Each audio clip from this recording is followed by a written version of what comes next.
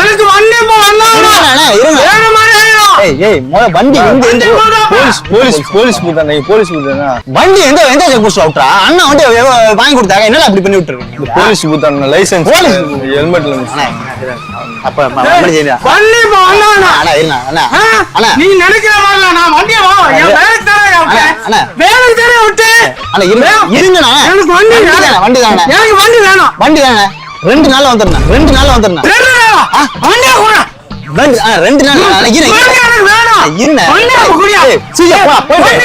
நாள் பேசி கொண்டு இருங்க